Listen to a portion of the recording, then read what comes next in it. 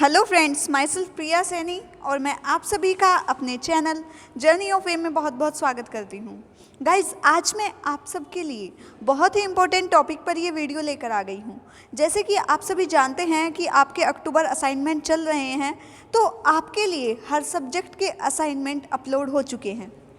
तो ऐसे ही मैं आज आपके लिए, कल मैंने हिंदी के ऊपर कक्षा 10 का अक्टूबर असाइनमेंट जो 3 है वो अपलोड किया था। आज मैं आपके लिए सामाजिक विज्ञान कक्षा 10 का असाइनमेंट लेकर आई हूँ।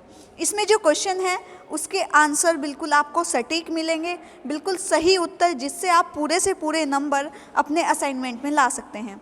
दोस्तों, मेरे चैनल पर सभी वीडियोज़ आपसे रिलेटेड होती हैं, मतलब हर सब्जेक्ट से रिलेटेड आपको मेरे चैनल पर असाइनमेंट प्रोवाइड कराए जाएंगे। तो प्लीज़ चैनल को सब्सक्राइब करें और वीडियो को लाइक करें और बेल आइकन प्रेस करना मत भूलें, क्योंकि जब भी मैं किसी सब्जेक्ट का आपके लिए असाइनमेंट अपलोड करूं उसका आपको नोटिफिकेशन आ जाएगा और आप उसे देखकर अच्छे से अच्छा अपने जो असाइनमेंट है उसको बना सकेंगे और अच्छे से अच्छे नंबर, पूरे से पूरे नंबर आप पा सकते हैं। सबसे पहला है, मोटे अनाजों के उत्पादन में कमी होने के क्या कारण होते हैं। तो जो मोटे अनाज है उसके उत्पादन में जब कमी होती है तो उसके क्या कारण हो सकते हैं। तो मोटे अनाजों के उत्पादन में कमी होने के निम्न कारण हैं, मतलब निम्न का मतलब है जो कारण हो सकते हैं। पहला कारण है, चावल व गेहूं प्रमुख खाद्यान्न फसलें हैं, अतः इसके उत्पादन पर अधिक जोर दिया जाता है, क्योंकि सबसे ज़्यादा चावल और गेहूं ही बिकते हैं। सेकंड है, फसल उत्पादन आज एक व्यवसाय बन चुका है, इस कारण किसान उन्हीं फसलों को प्राथमिकता देते हैं जिससे उन्हें अधिक लाभ मिल सके। अब वो ज़्यादा से ज़्यादा जो चीज़ बिकेगी उसी चीज़ को तो उगाएंगे, तो इसलिए वो प्राथमिकता मोटे अनाजों को ज़्यादा नहीं देते हैं। थर्ड आपका है, बढ़ती जनसंख्या की खाद्यान्न आवश्यकताओं की पूर्ति हेतु सरकार ने भी हरित क्रांति के लिए गेहूं व चावल के उत्पादन पर ही जोर दिया है। जैसे कि आप सभी जानते हैं कि खाद्यान्न के लिए हरित क्रांति शुरू की गई थी, तो उसमें भी चावल और गेहूं की खेती को ज़्यादा बल दिया गया था। मोटे अनाज गरीब लोग उपयोग करते हैं, अतः बाज़ार में इनका उचित मूल्य प्राप्त नहीं होता और इन्हें उत्पादित करने से कोई लाभ नहीं होता। तो ये आपका पहला क्वेश्चन था। पहला क्वेश्चन आपका ये बिल्कुल सही है, आप इस उत्तर को अपने असाइनमेंट में लिख सकते हैं। सेकंड है, रूस में 1861 से 1940 के बीच किसानों की स्थिति में क्या क्या परिवर्तन आए। तो आपको रूस के जो किसानों की स्थिति है इस टाइम पीरियड के बीच वो लिखने हैं। सन 1861 तक रूस के कृषि को अर्धदास के रूप में रखा गया था। किसान जमीन से बंधे हुए थे और वे बिना भूस्वामी के आज्ञा से दूसरे काम धंधे नहीं कर सकते थे या गांव छोड़कर नहीं जा सकते थे। सन 1861 में जार की घोषणा के बाद किसानों को इस प्रथा से मुक्ति तो मिली, मगर तब भी किसान भूस्वामियों के पास ही थी। किसानों की जो भूमि थी वो स्वामियों के पास ही थी। किसानों को यह ज़मीन ऊंचे किराए पर मिलती थी। जार की पहल पर भूस्वामियों ने कुछ ज़मीन किसानों को दी, मगर उसके लिए किसानों को बड़ी कीमत चुकानी पड़ी। तो इस तरह आपका यह सेकंड उत्तर है, बिल्कुल सही उत्तर है। आप इस तरह का उत्तर लिखेंगे तो आपको पूरे नंबर मिलेंगे।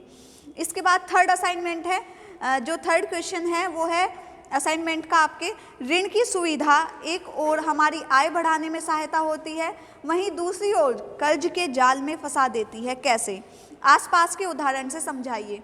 मतलब जो ऋण होता है वो हमारी आय तो बढ़ाती है लेकिन हमें कर्जदार भी कर देती है। इस चीज़ को आपको बताना है और किसी उदाहरण को लेकर इसे क्लासिफाई करना है।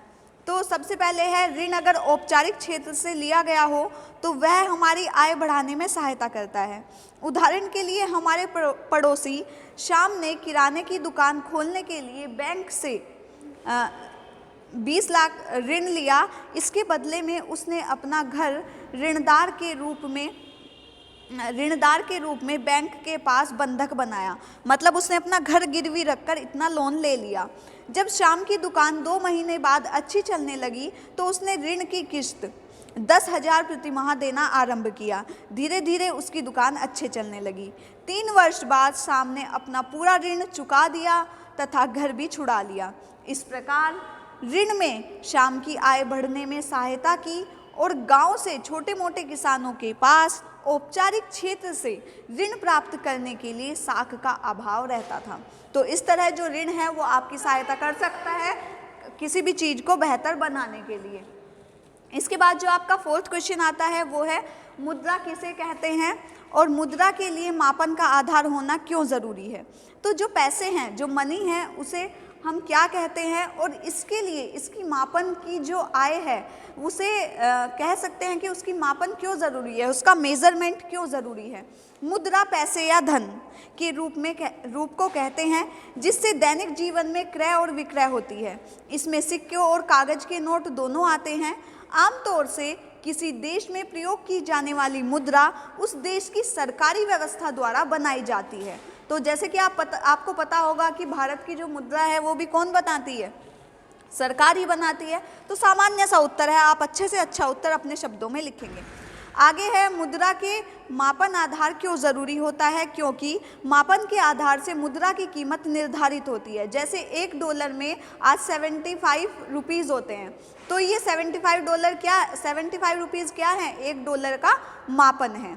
तो इस तरीके से समझिए। वहीं निर्धारित कीमत वस्तु क्रय करने, सेवा शुल्क अदा करने का माध्यम बनती है। मुद्रा हमारे लेन देन को सरल बनाती है। तो दोस्तों ये आपके पूरे 4 क्वेश्चंस थे।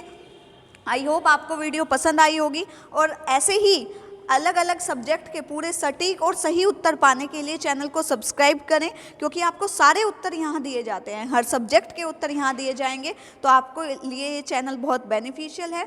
और वीडियो को लाइक करना ना भूलें, मुझे अपना सपोर्ट दें, चैनल को सब्सक्राइब करें और all the best for your assignment. और जिस भी टॉपिक पर, जिस भी सब्जेक्ट पर आपको वीडियो चाहिए आप मुझे कमेंट बॉक्स में कमेंट कर बता सकते हैं।